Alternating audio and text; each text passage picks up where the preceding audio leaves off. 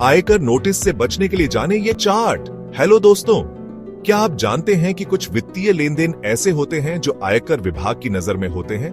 अगर आप भी उन करोड़ों भारतीयों में से हैं जो टैक्स देते हैं, तो यह वीडियो आपके लिए है। आखिर इस चार्ट का उद्देश्य क्या है, आइए जानते हैं।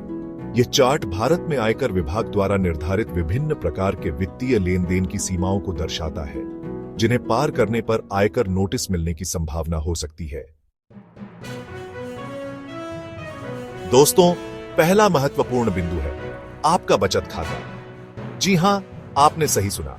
अगर आप अपने बचत खाते में एक वित्तीय वर्ष में 10 लाख रुपए से ज्यादा नकद जमा करते हैं, तो आयकर विभाग को इसकी जानकारी मिल सकती है। यह नियम इसलिए बनाया गया है ताकि काले धन पर अंकुश लगाया जा सके। तो अगर आप बड़ी रकम नकद जमा कर रहे हैं, तो सुनिश्चित करें कि आपके पास उसके स्रोत का पूरा ब्यौरा हो। अब बात करते हैं आपके बिजनेस अकाउंट यानी चालू खाते की। यहां नियम थोड़ा अलग है। चालू खाते में एक साल में 50 लाख रुपए से ज्यादा नकद जमा करने पर विभाग को सूचना मिलती है। यह सीमा इसलिए ज्यादा है क्योंकि व्यापार में नकद लेन देन आम बात है। फिर भी सावधानी बरतना ही बेहतर है। क्रेडिट कार्ड तो आजकल हर किसी के पास होता है, लेकिन क्या आप जानते हैं कि क्रेडिट कार्ड के इस्तेमाल में भी सावधानी बरतनी जरूरी है? अगर आप अपने क्रेडिट कार्ड का बिल नकद में 1 लाख रुपए से ज्यादा चुकाते हैं, तो यह आयकर विभाग के रडार पर आ सकता है। यह नियम इसलिए बनाया गया है ताकि लोग अपने काले धन को सफेद करने के लिए क्रेडिट कार्ड का इस्तेमाल न करें।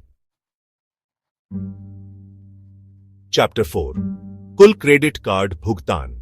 केवल नकद भुगतान ही नहीं, बल्कि कुल क्रेडिट कार्ड खर्च पर भी विभाग की नजर रहती है। अगर आप एक साल में अपने क्रेडिट कार्ड से 30 लाख रुपए से ज्यादा खर्च करते हैं, तो यह विभाग के ध्यान में आ सकता है।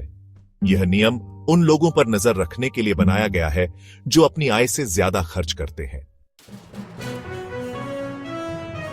चैप्टर 5, अचल संपत्ति की खरीद या बिक्री।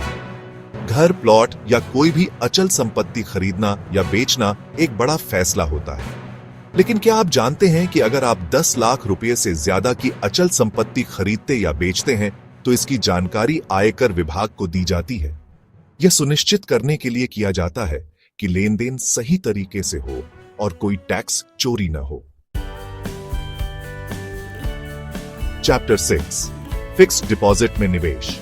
फिक्स्ड डिपॉजिट एक सुरक्षित निवेश माना जाता है, लेकिन एक वित्तीय वर्ष में अगर आप 10 लाख रुपए से ज्यादा का फिक्स्ड डिपॉजिट करते हैं, तो यह विभाग को सूचित किया जा सकता है। विभाग यह सुनिश्चित करना चाहता है कि आप अपनी आय पर टैक्स दे रहे हैं, भले ही वह निवेश से ही क्यों न आई हो। विदेश यात्रा करना एक शानदार अनुभव होता है, लेकिन क्या आप जानते हैं कि अगर आप विदेश यात्रा या विदेशी मुद्रा के लिए 2 लाख रुपए से ज्यादा खर्च करते हैं, तो यह आयकर विभाग के रडार पर आ सकता है।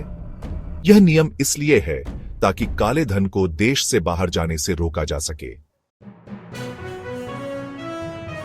चैप्टर 8, शेयर बॉन्ड डिबेंचर या म्यूचुअल फंड में निवेश।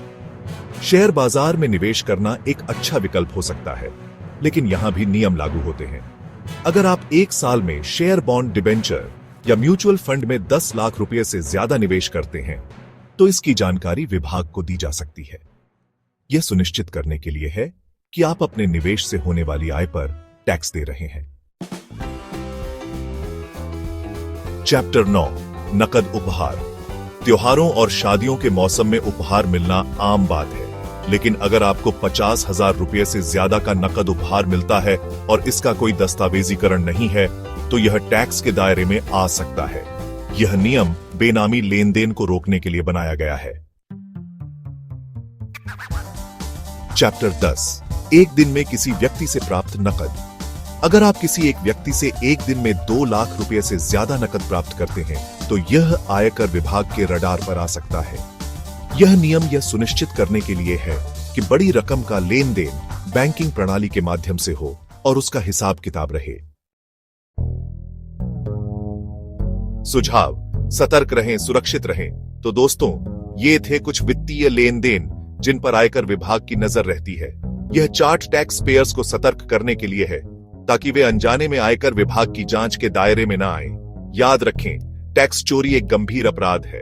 अगर आपको किसी खास लेन देन के बारे में और जानकारी चाहिए तो कमेंट कर सकते हैं। धन्यवाद।